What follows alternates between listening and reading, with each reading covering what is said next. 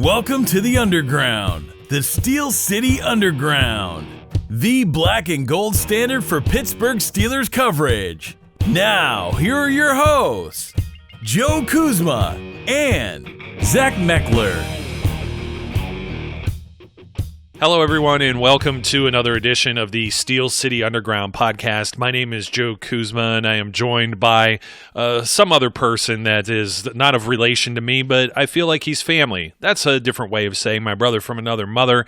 I'm sure that will also become a tired trope that we'll have to toss to the side at some point due to some of our trolls. But we love the trolls too, don't we? How you doing, Zach? Zach Metkler. I always got to give you the full introduction, or I feel remiss if I don't. Yeah, I'm doing all right. You know, it's kind of this weird lull now that the draft's over. So I'm kind of just sitting here twiddling my thumbs until next April. So, you know, we'll see what happens between now and then.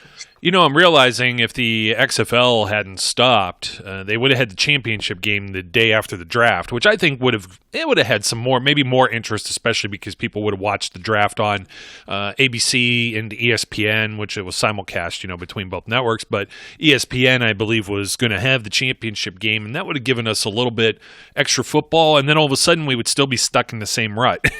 There would be nothing going on. So, although there may be like some off-season workouts or rookie mini camps where you get to hear news like a Duck Hodges or somebody like that. You get to blow up these little microcosms of news that aren't really news. And I guess that's where we're at today too, because Zach and I share an equal pet peeve.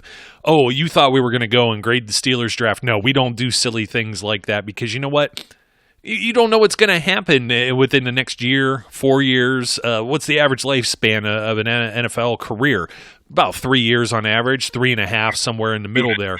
Rookie contracts are 4 years long. So we're here today to talk about all of this silliness.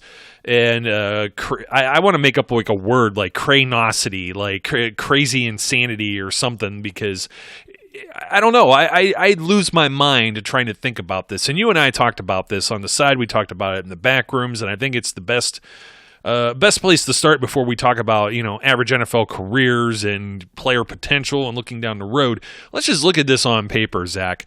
The Steelers didn't pick until the second round and picked 49. They did not have their usual third-round pick. They had to kick Dante Moncrief to the curb for the compensatory pick formula to kick in and get that nice higher third-round 102 overall with Le'Veon Bell having left and signed with the Jets.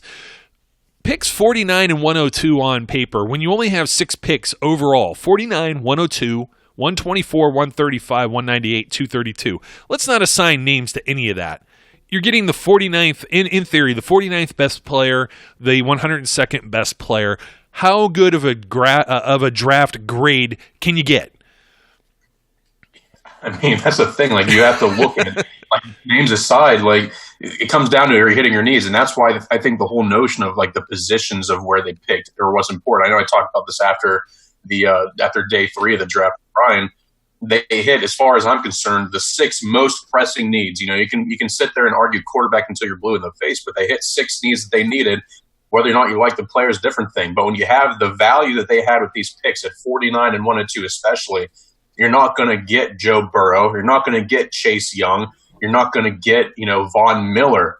But who's to say that these guys won't be effective just because of that point? So we're going to give them a C or a D or even an F grade in some cases because of just the slot value. That doesn't make any sense to me at all. I don't understand that logic. It doesn't really show, in my opinion, any type of recognition of what they were able to do with the capital that they did have.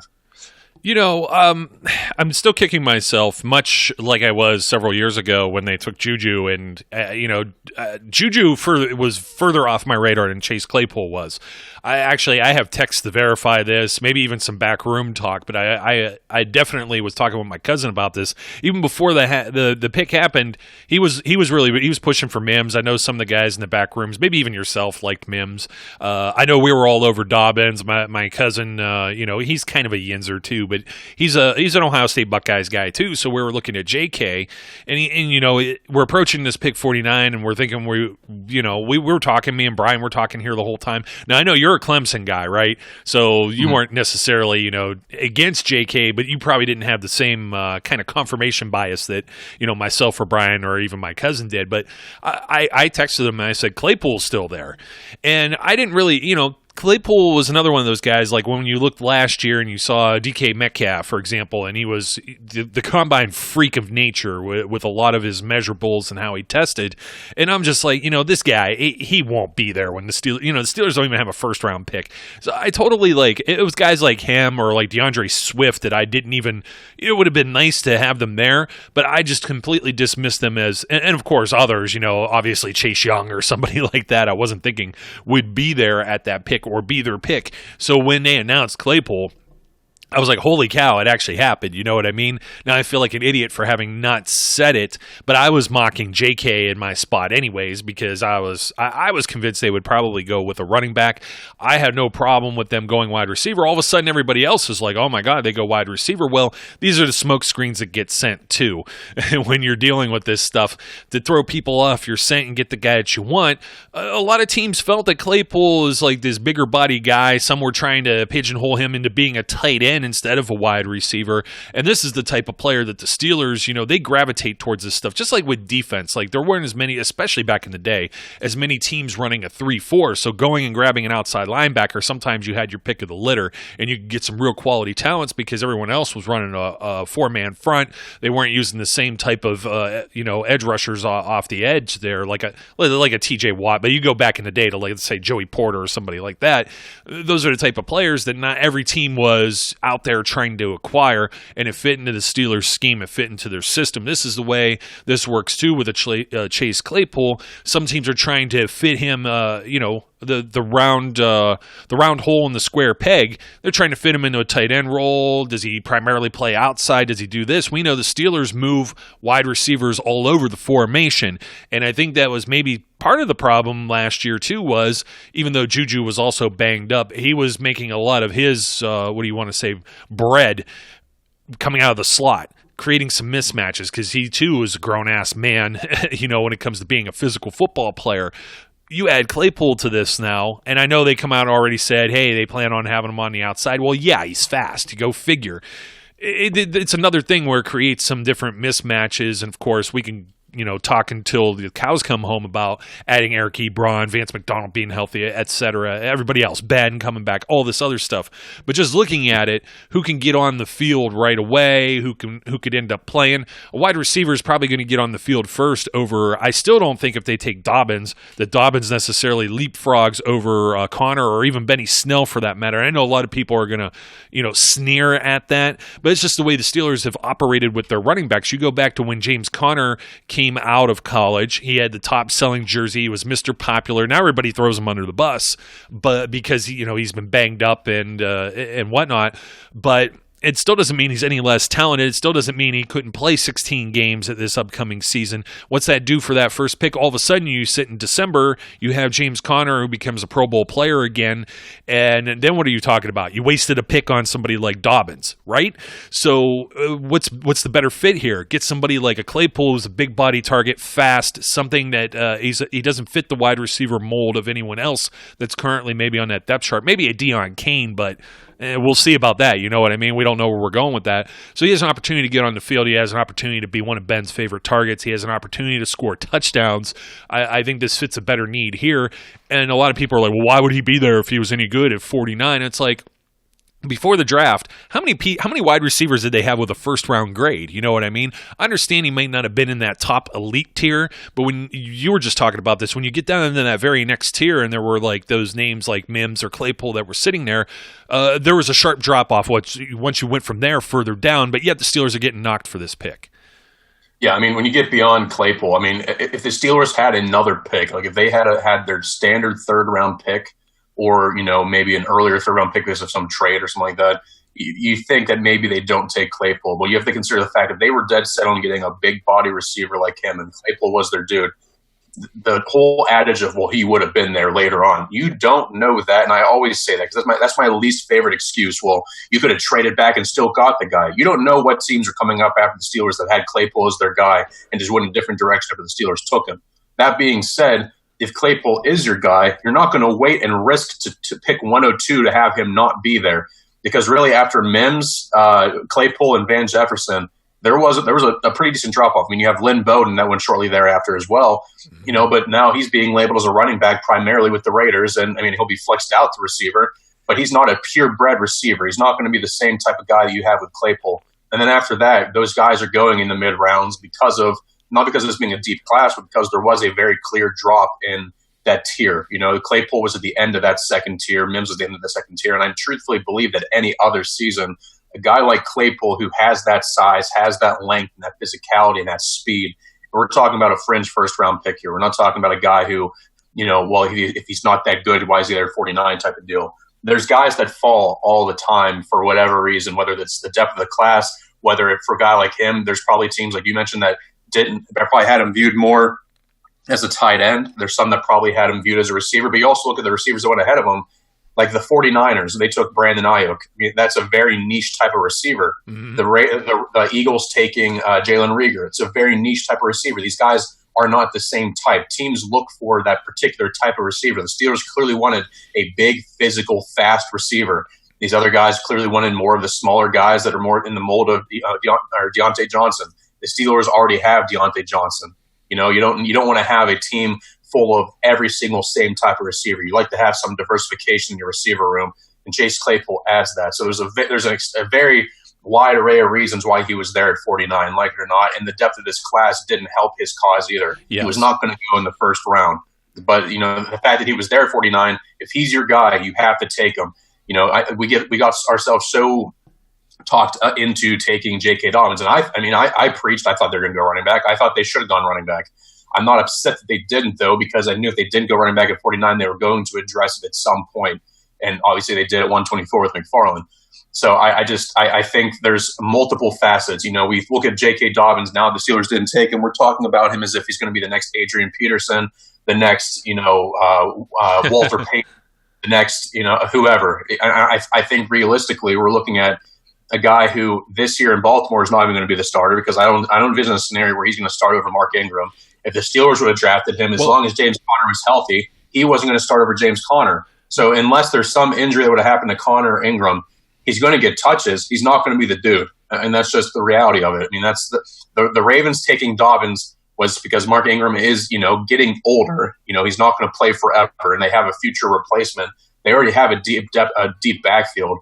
That was the case that the Ravens always did under Ozzie Newsome, and now they're going to do under DaCosta. They just always take the best player available, and Dobbins was probably their best guy available. And when you're a run-first team and a power run team like they are, you're going to take as many running backs as you can. That's like being a pass-first team. You want to load up with as many receivers as you can.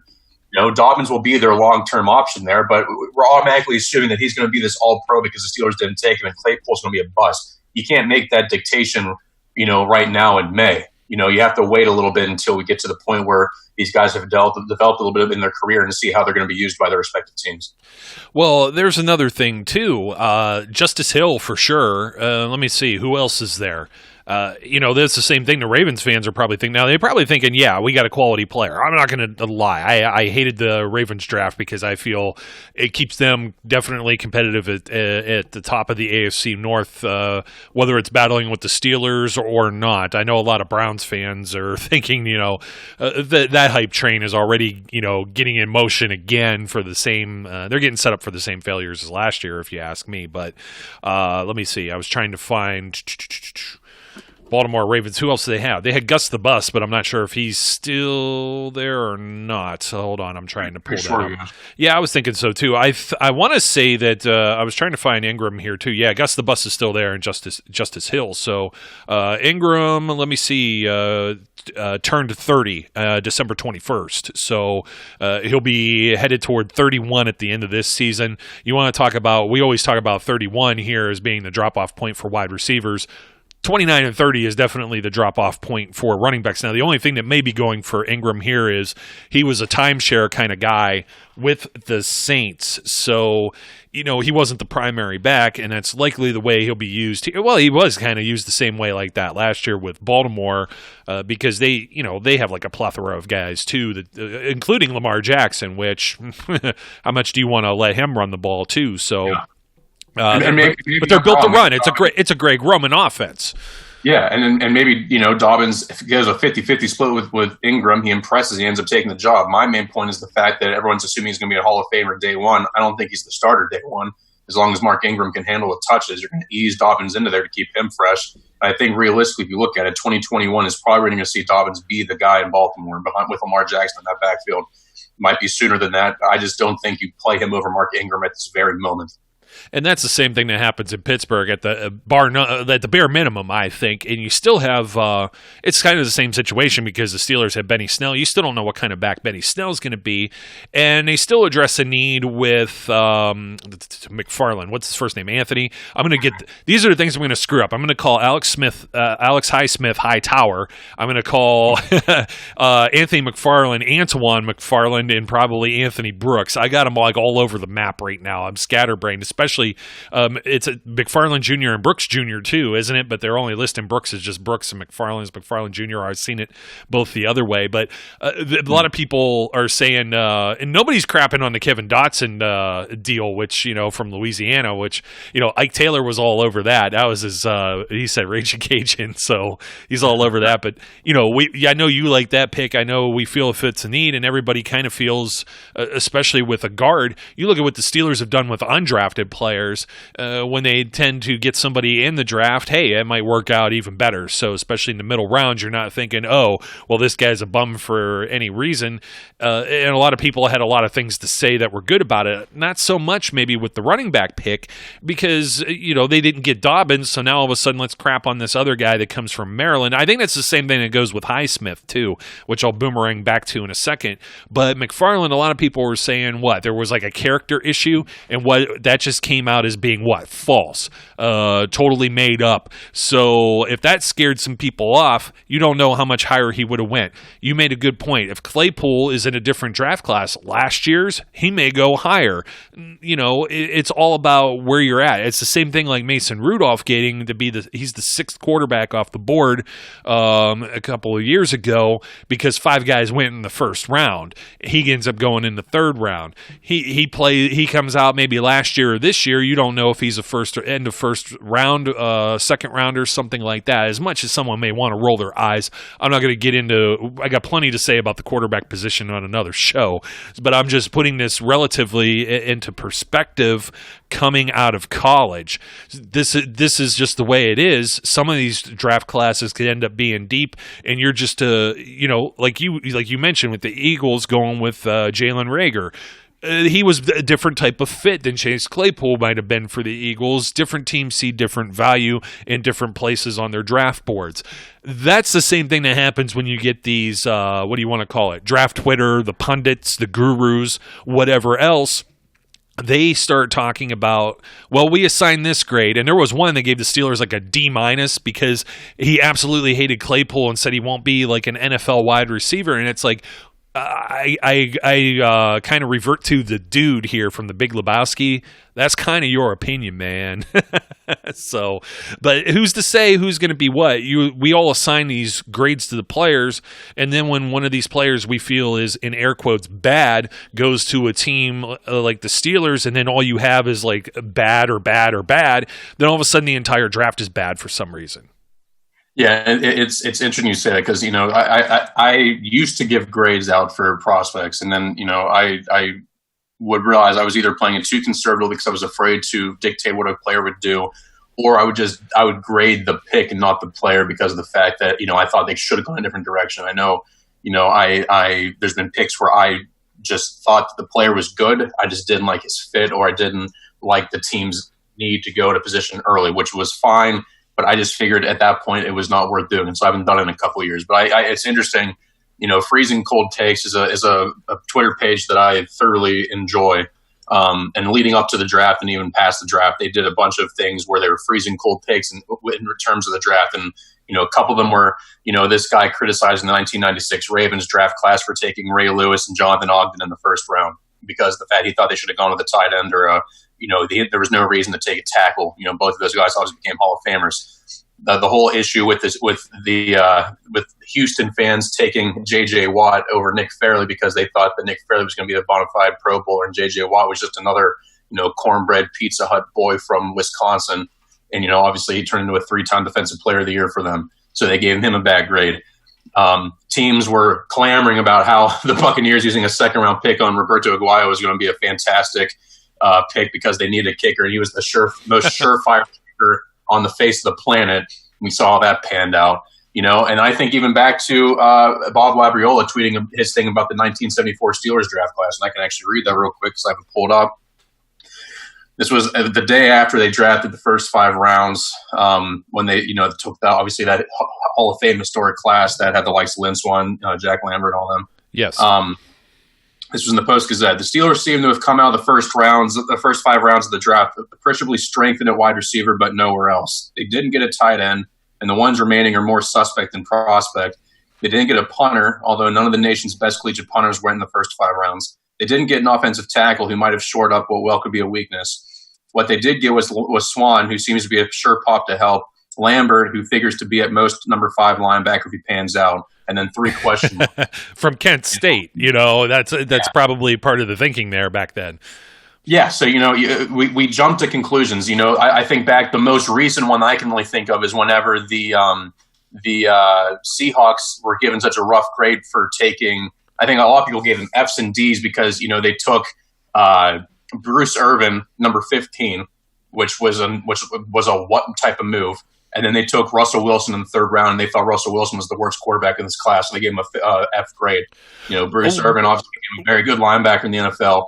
Let's pair that up. Wasn't it who was it? What was his first name? Flynn from Green Bay had that one really good game at the end of the year, subbing for Aaron Rodgers. Had like 4 or 5 TDs and parlayed that in a multi-million-dollar deal. He was Matt Flynn. He was to be the starter in Seattle. So when they took Russell Wilson, this is a wasted pick. Exactly, and then obviously before camp is done, Russell Wilson's the starter. Starts every game that season. Yeah, we jump to these overarching conclusions, and it's fine to get excited about prospects. And every team, every fan thinks that their team is going to have 7 Hall of Famers, 6 Hall of Famers, 12 Hall of Famers on their draft class. We talked about this before. 2 out of every 3 draft picks in every class is going to end up being a bust on average. And we're talking about a guy who has no contributions to the league and is pretty much out in that 2.5 to 3.5 year window that we were talking about earlier. For the remaining 1/3, 9 out of 10 of them will go on to have just like unspectacular careers that will just be, unrecognizable to any other random player playing at any point in the league in history. It's just kind of on a roster. Might put together a 9 to 10 year career, but he's never going to be, Peyton Manning, Tom Brady, Pat Mahomes type of guy where you're talking about him years down the road. And then there's the remaining percent of that are the guys that, are the ones you build your franchise around. So most of these guys aren't going to be there, but there's no point, in my opinion. I preached this before the draft happened. I don't see a situation where you can accurately dictate what a player is going to do and what he's going to contribute to his team and put together as a career in the NFL before they even put the pads on, before they even get a chance to play in real live action, and before they even get to put together a season. We've seen so many guys just be absolutely abysmal as rookies, and by the time they're in their 3rd, 4th season, they're doing pretty decently for themselves. I can think of a guy, Bud Dupree. Everyone wanted to run him out of town, call him a bust. And now everyone wants to give him a $13 to $15 million a year deal. Oh, so no. Some people think that's way too much money even for Bud Dupree. So there's no winning. That's what I'm saying. The guy's been consistent. I think, you can make the argument that maybe his production didn't live up to his 1st round billing, but he hasn't been a horrendous NFL football player. There's a very clear difference, in my opinion, between being a horrendous football player and just not living up to your draft billing. Both can be true. And I think we can't dictate what a guy is or is not going to do. I can sit here and criticize the Packers for taking Jordan Love and A.J. Dillon all I want to. But what good is that going to do me if Jordan Love ends up being the heir apparent to Aaron Rodgers, which you drafted in the 1st round to be that, by the way, and he ends up taking the Packers to more Super Bowls than Aaron Rodgers did. Can I sit there and criticize him and say horrendous pick at that point? No, because they kept stability for the franchise. So there's these constant circular arguments that make it so it's fun to do grades, it's fun to bash picks and say which picks you love, but there's guys that I love in this class that are going to be absolutely horrendous, and there's going to be guys that I didn't love that are going to go on to have very productive careers. So what's the point, Yeah, they're fans, the Packers fans, that is, they're like real upset about the wide receiver thing because the Green Bay played it as if, hey, one of these guys is going to be in the third round that we're going to want, and they didn't end up being there. And you know what? Van Jefferson's a good name that you brought up earlier too, because I had mocked him into the third round, and he didn't make it there for the Steelers. Late third round, I should say, because of the comp pick. And Lynn Bowden was one of Ryan Lippert's guys, since he's a Kentucky guy. And I could see if they take him in the third round, there's going to be instant comparisons drawn to Dree Archer. You know what I mean? Was he a running back? Is he a wide receiver? Oh, my God. They reached for this guy in the third round, blah, blah, blah. Kentucky, Kent State, you know what I mean? Well, Kentucky's been more of a powerhouse as of late. I don't want to say powerhouse, but they only used to be a basketball school for so long. So that's one of those things where I think people assign a label to something, and that's initially where they take it. You know what I mean? And that's exactly what you're dealing with, I think, with Alex Highsmith. You have a guy that I think all of us were talking about him in the back rooms. He was one of the names that came up the most as being available in those middle rounds, and he's from Charlotte. Charlotte plays in the Conference USA. Charlotte hasn't always been in the Conference USA. They've only been in there like 5 years. They were like an FCS school, and they haven't been a varsity program, I think, not even maybe 10 years at the max, if they've been around 10 years. Yes, in college, they're still varsity because you still have like you still have club team type deals before they become an actual program, and then you got, I think, Title IX and all these other things you got to work with the NCAA and scholarships, et cetera, and they move from being an FCS school, that's, one of my loves, to going into the FBS, and you're not going to hear a whole lot about Charlotte because there's like 110, 113 Division I FBS programs, and you usually only hear about the top 25, and even within the top 25, how many are you really caring about now with the college football playoff? Probably 6 through 8, maybe 10, depends on who falls off at, the very top of the mountain, or the Kings of the Hill lose a big game and they might slide within the season. You even see that with, my team like Ohio State getting owned by your team Clemson, and then they end up falling out of it the one year and end up playing USC for a bowl game. Well, you don't, you're flipping through and you just see ESPN has everything kind of scattered together for bowl games. This one's sponsored by whatever bank, this one's whatever credit union, Chick-fil-A this or that or whatever. Chick-fil-A, I think, I don't know, they sponsor like 80 billion college football things during the year. You know what I mean? Aside from being the major sponsor there in Atlanta, their stadium. So, Charlotte plays in one of these things, and you're just scanning the channels on the weekend or the week leading up to the college football playoff now, and there's like 48 or 50 bowl games, and it's like, who cares about this? So this guy came from one of those schools. He's instantly a bum, and it's just like, it makes me want to like throw things around. I'm like, why don't we just make fun of Claypool too? He came from Notre Dame. They don't even play in a conference, so they're completely independent. So I know they're kind of tied to ACC. I know their other sports are, but for football, they've always been independent. And you can make all these arguments again until you're blue in the face. I think that's where a lot of people come from. They just instantly think that this is some sort of reach, that he comes from some school where he doesn't get to show production, et cetera, et cetera. And I know you were the first one. This is the same arguments that come from McFarland. We talk about, hey, this is the kid who ran all over Ohio State. You had Highsmith run all over your boys down at Clemson. That was the first time I ever even had heard of Alex Highsmith was when I watched that game. I mean, I know Tina got some backlash because he didn't dominate. I mean, he made their life. He was almost got to Trevor Lawrence multiple times. He did get a sack in that game, and even though their starting left tackle, who was in there for most of the game, he was pushing them back into the backfield the entire time. And he's a guy that we're talking about here in the 2021 draft, potentially being a first top 50 pick. And Alex Highsmith is putting work on him. You go back to 2018 when they played Tennessee. He did the same thing. Tennessee's an SEC school. They're not a powerhouse necessarily, but it's still an SEC caliber offensive line that he was putting work in against. And he was doing this against these top teams. Then he did it against all the CUSA teams he played. And then he went and did it at the East-West Shrine Bowl. I mean, the guy did what you want him to do. It'd be one thing if he completely balled out against these CUSA teams, and then he completely just shrunk in the moment against Clemson and against Tennessee, and then didn't even step up whatsoever against the East-West Shrine talent. But that's how we can tell with these small school players how they jump up when they have the opportunity to play on a big stage, to play on against the top competition, and then go to these bowl showcase games where they can play against other premier Division I talent. And how do they react to that? Alex Highsmith was a standout in all of those phases. He was an All-American, not just an All-Conference CUSA. He was an All-American pass rusher. He showed steady progression as a football player his entire career while he was at Charlotte. And he was a guy that realistically, because of his traits, he was going to go early. My profile on him is coming out soon. But my only big complaint on him is his length, because he doesn't have the TJ Watt or Bud Dupree length that you'd like to have from an edge rusher, but he has every other check mark you could possibly want. He has the speed, the athleticism. We criticized Bud Dupree because of his pass rush toolbox when he came out. Alex Highsmith has a very developed pass rushing toolbox for a guy who does not come from a premier, ACC, SEC, Big Ten program. So it's nice to see the guy do that. One of my favorite comments was I saw someone on Twitter talking about how the Steelers reached on him because he would have been there in the 7th round. And what in the world would he have been there in the 7th round? You can make the argument he might have been there at 124. You can't make the argument he was going to be there at 232.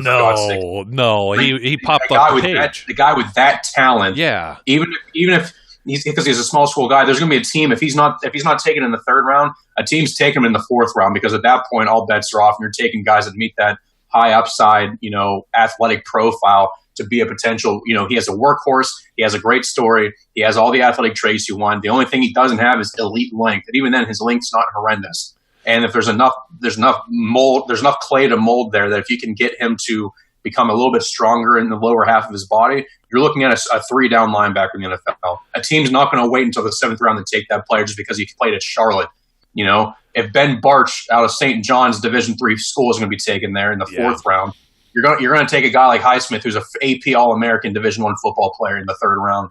Well, not because he's just Charlotte. You get all these things. Charles Harris was a 1st-round pick. He's already getting traded from the Dolphins. You have Tack McKinley is now getting his 5th-year option renewed. Another Falcon, and Vic Beasley, who hasn't even amounted after one good year to what Bud Dupree has been more consistently on an upswing. Beasley has been a ghost. Who else? Taco Charlton. I mean, we can go on and on. Even Carl Lawson has only been kind of a specialist with even his own health issues with the Bengals. There's so many different factors. It's scheme, it's fit, it's are you going to have an opportunity to play? Are you available to play? All these different things happen. Like that happened with my guy Derek Rivers over with the Patriots. Hasn't been able to stay healthy. Came out of Youngstown State, 3rd rounder. You hit the nail on the head there. But before we close this out, you got to come back to these are all the things that are impacting grades. Oh well, they took a wide receiver they didn't need.